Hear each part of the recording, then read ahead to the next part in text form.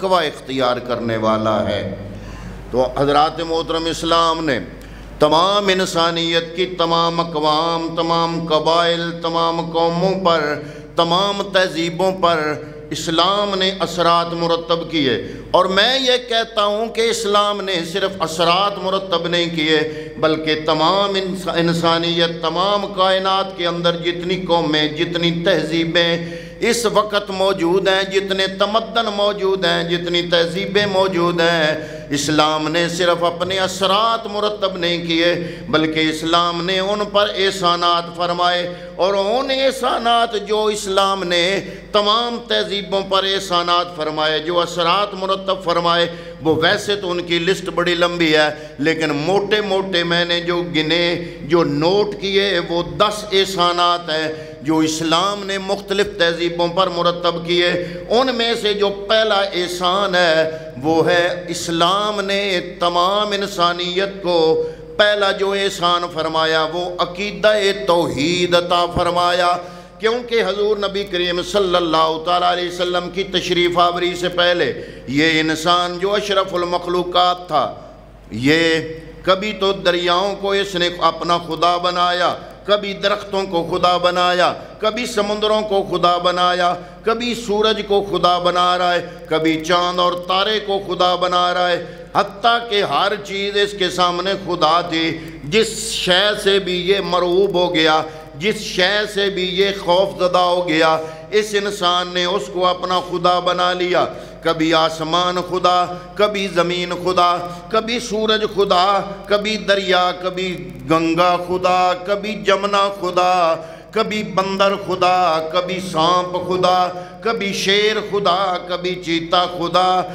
حتیٰ کہ یہ شرم والی بات ہے اور کہتے ہوئے شرم محسوس ہوتی ہے، یہ نیٹ پر یہ چیز موجود ہے۔ اس انسان نے جہاں پر بے شمار خدا بنائے، وہاں یہ اتنا گر گیا کہ اس نے انسان کی شرمگاہ کو بھی اپنا خدا بنایا۔ اس کی تصویریں اس نے بنائی مجسم صورت میں، اس کو سامنے رکھا، اور نیٹ پر وہ تصویریں اور کلپ ایسے موجود ہیں۔ ایسی قوم بھی پائی جاتی ہے جو اس انسان کی شرمگاہ کو خدا سمجھ کے اس کی عبادت کر رہی ہے۔ حضرات محترم، جب یہ انسان ان تمام مخلوقات کے آگے جھکنے پہ مجبور ہو گیا، اور طرفہ تماشا یہ کہ ان جھوٹے خداؤں کو راضی کرنے کے لیے انسان اتنا گر گیا انسانیت سے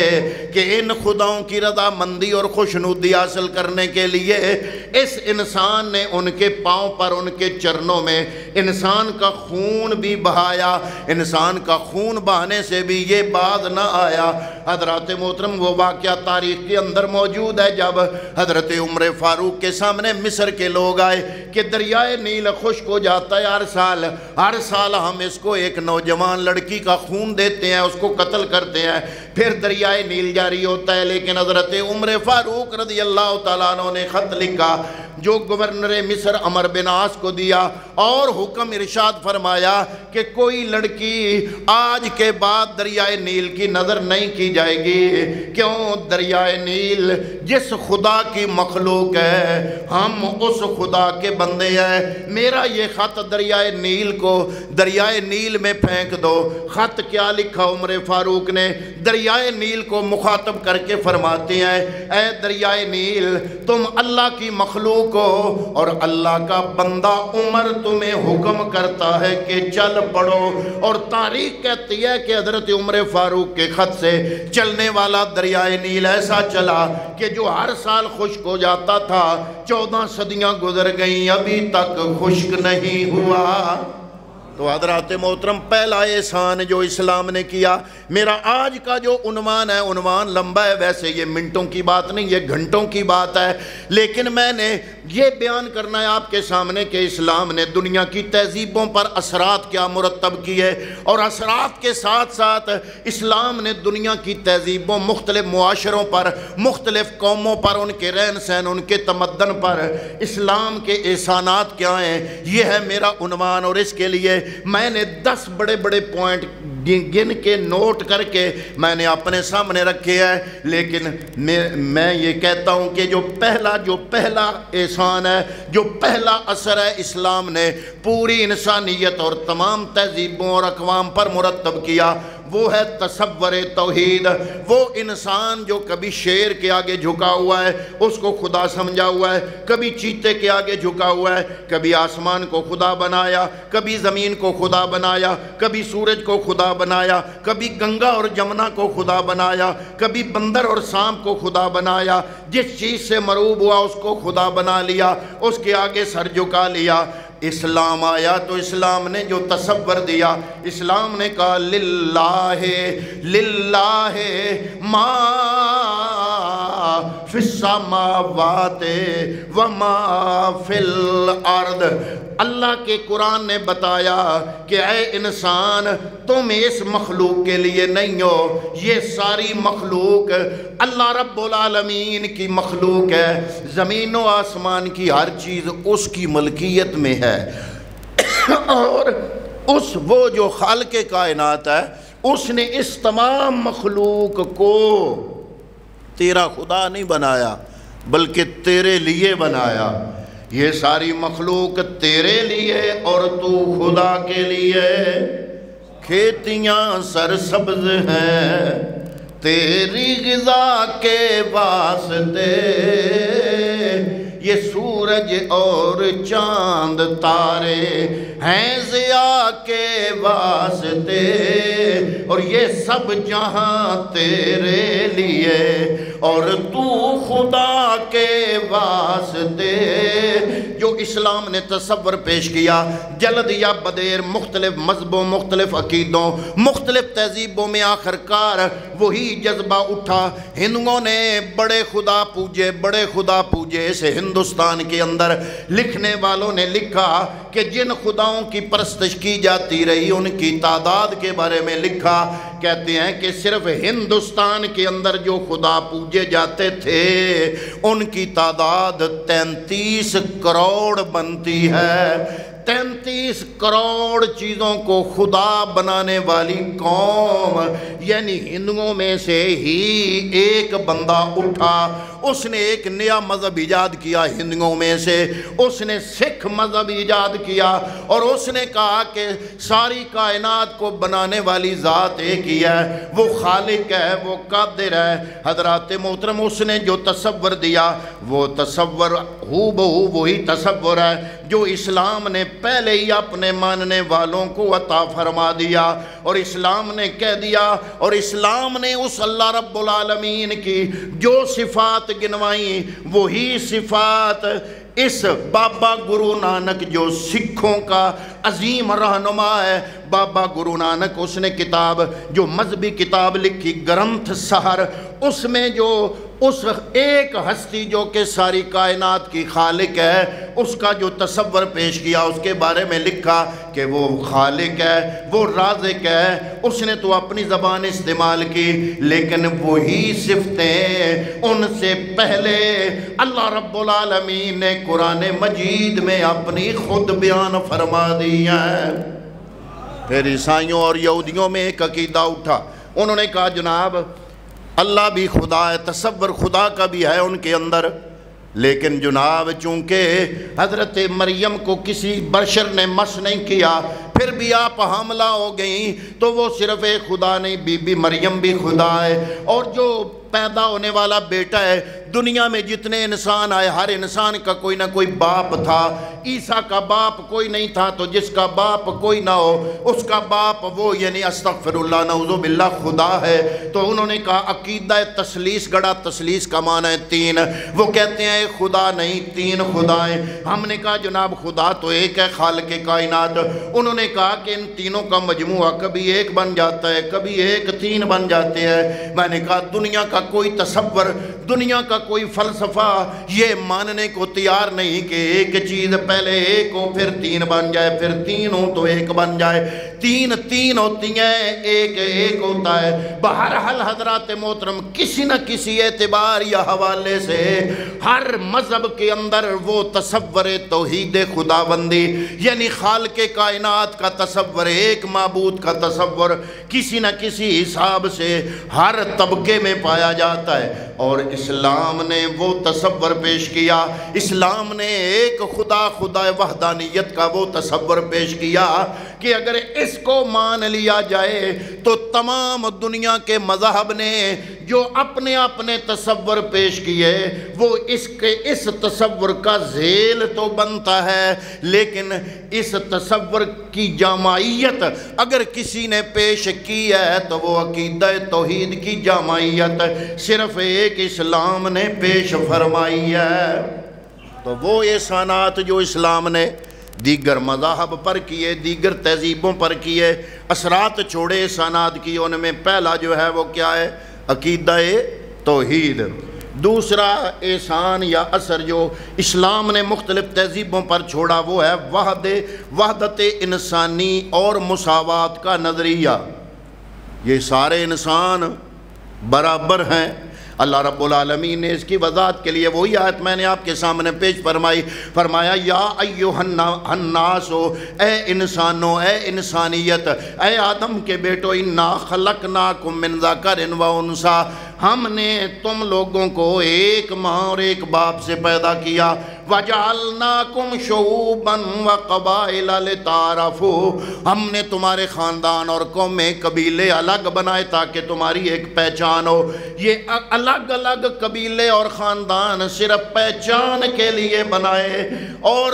تم میں سے جو بہتر ہوگا وہ وہی ہوگا، ان اکرمکم عند اللہ اتقاکم، وگرنہ تم ایک ہی اور اسلام نے جو چارٹر پیش کیا، مساوات کا جو چارٹر پیش کیا، یہ اقوام متحدہ تو 1945 میں بنا، اس نے جو انسانیت کا چارٹر پیش کیا اس پہ تو آج تک عمل نہیں ہوا، لیکن اسلام نے 14 صدیاں پہلے وہ چارٹر مساوات کا پیش بھی کیا اور اس پہ عمل کر کے بھی دکھایا۔ چاہے بلال سے کوئی حبش سے بلال حبشی آئے، یا کوئی فارس سے سلمان فارسی آئے، یا حضرت ابو ہریرہ کی ذات ہو، یا مولا کائنات مولا علی کی ذات ہو، یا حضرت عباس کی ذات ہو، یا حضور کے سگے چاچے قریش کے خاندان کی شان حضرت امیر حمزہ کی ذات ہو، اسلام کو جب مانا پڑا لا الہ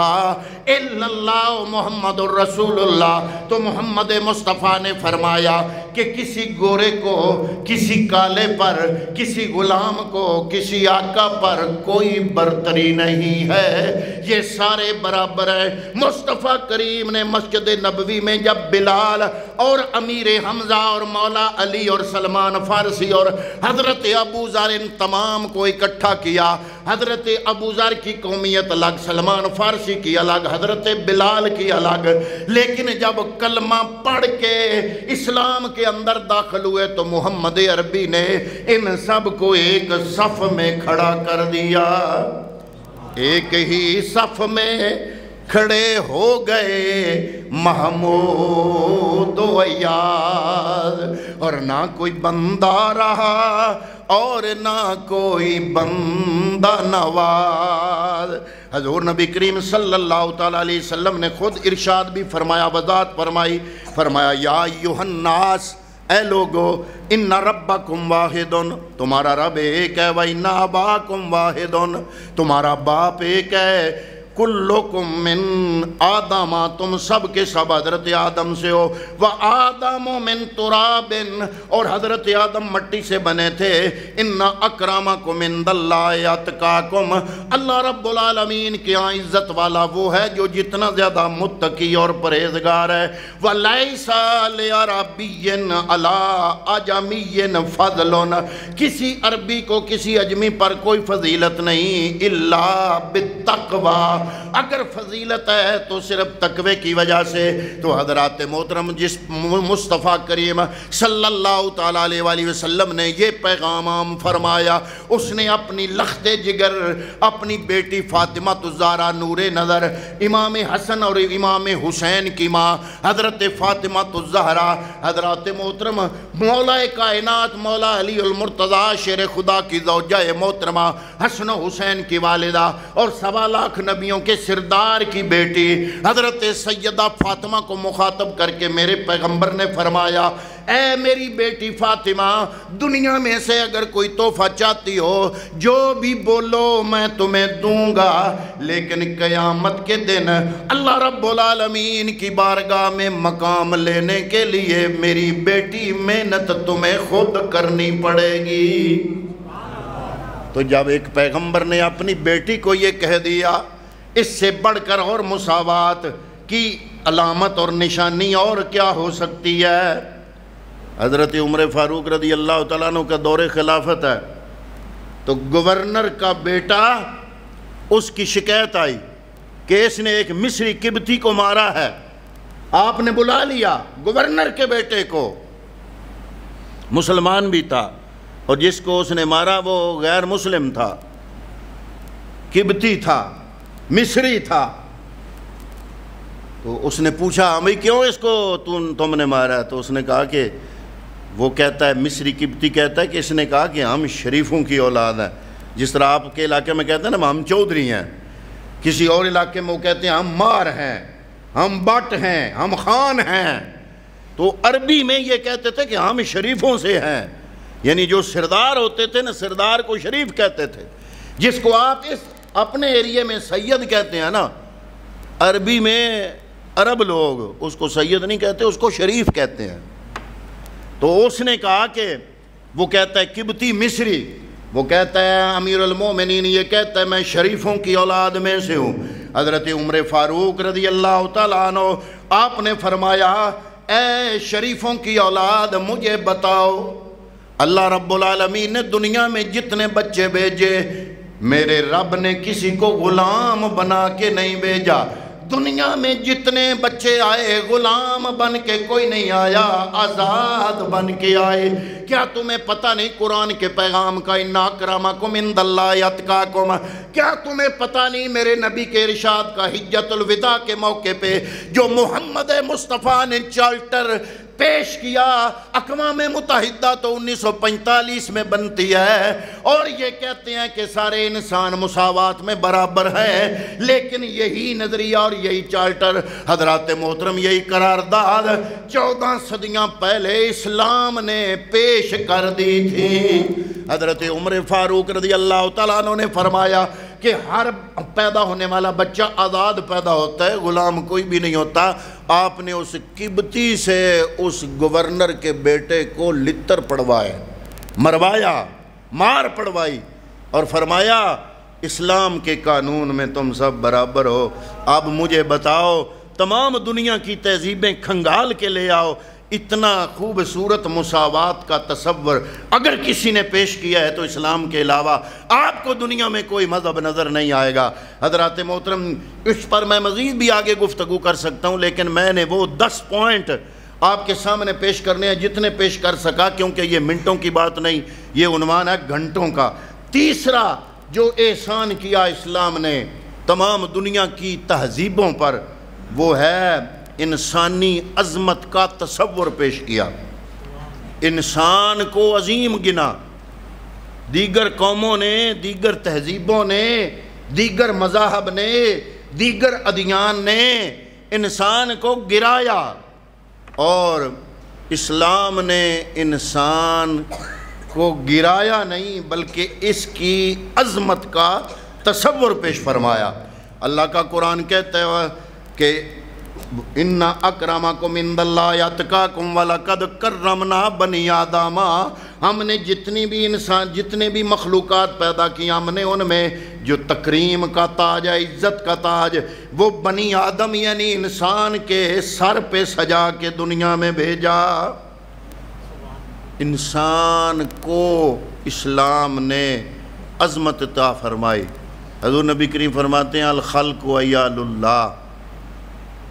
ساری مخلوق اللہ کا کنبہ ہے، اور جو بندہ اللہ کے کنبے کا خیال رکھتا ہے وہ اللہ رب العالمین اس پہ خوش ہوتا ہے۔ اور حضور نبی کریم نے فرمایا کہ اس تمام مخلوقات کا جو شاہکار ہے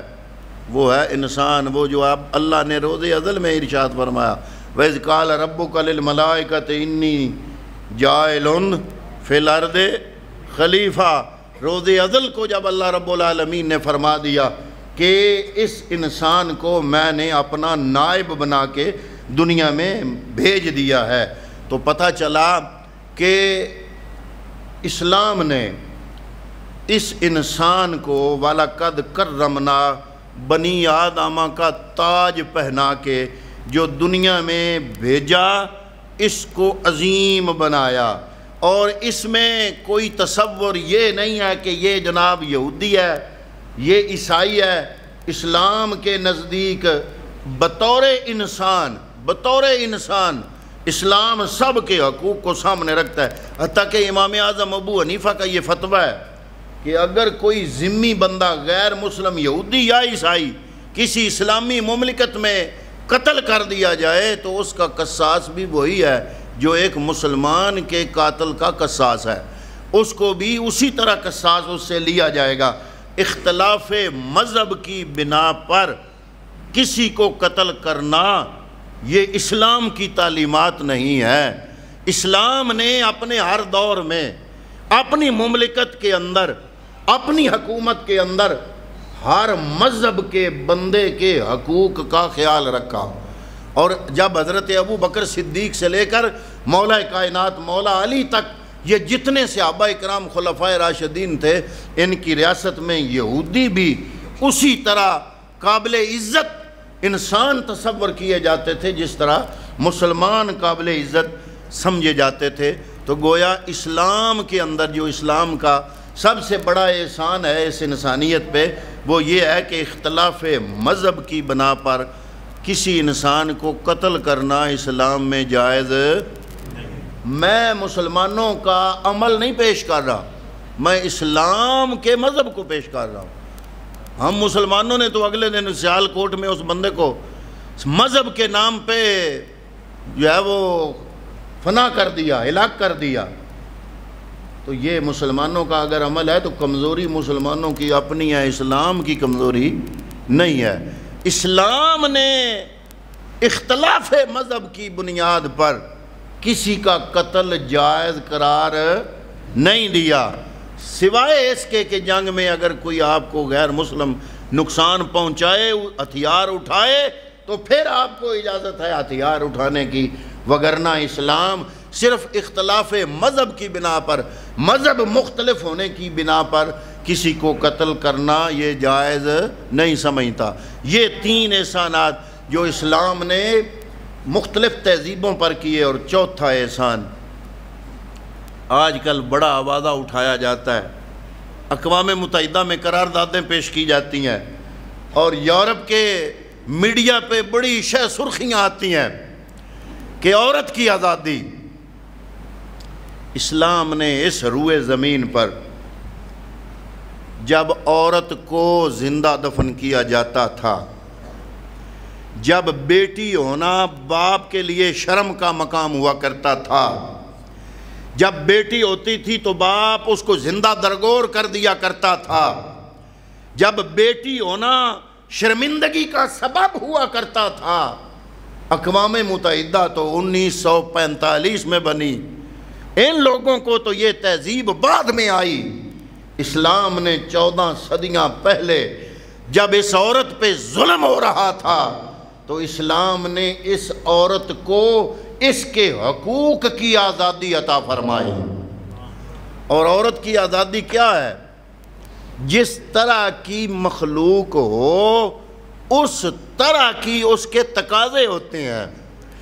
موبائل کا اپنا کام ہے، ٹیپ ریکارڈر کا اپنا کام ہے، کیمرے کا اپنا کام ہے، مائک کا اپنا کام ہے۔ اللہ رب العالمین نے جو بھی مخلوق دنیا میں بنائی اس کو کچھ نہ کچھ ذمہ داریاں عطا فرمائیں، اس کی فطرت ان ذمہ داریوں کو قبول کرتی ہے۔ اب عورت کی آزادی کیا ہے؟ عورت کی آزادی یہ ہے کہ عورت چار دیواری کے اندر رہے، اس کی ضرورت کا ہر سامان اس کا خامند اس کو گھر میں لا کر پیش کرے، وہ اپنے بچوں کی پرورش کرے، بچوں کی تربیت کرے، بچوں کو پالنے کا کام سر انجام دے، اب اگلی نئی نسل کی تربیت کرے۔ یہ ہے عورت کی ذمہ داری اور عورت کے تقاضے۔ اب اگر کوئی اللہ کی قدرت سے بندہ لڑنے کی کوشش کرے اور کہے کہ جناب مرد کی اپنی خصوصیات ہیں، عورت کی اپنی خصوصیات ہیں، لیکن مرد کے فرائض عورت کو دے دو اور عورت کے فرائض مرد کو دے دو،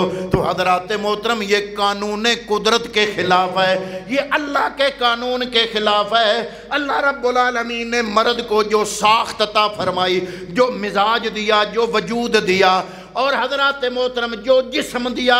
اس کے تقاضے الگ ہیں۔ اور اللہ رب العالمین نے عورت کو جو جسم دیا، جو وجود دیا، جو مزاج دیا، جو اندر فطرت عطا فرمائی، اس فطرت اور وجود کے تقاضے مرد سے الگ ہیں۔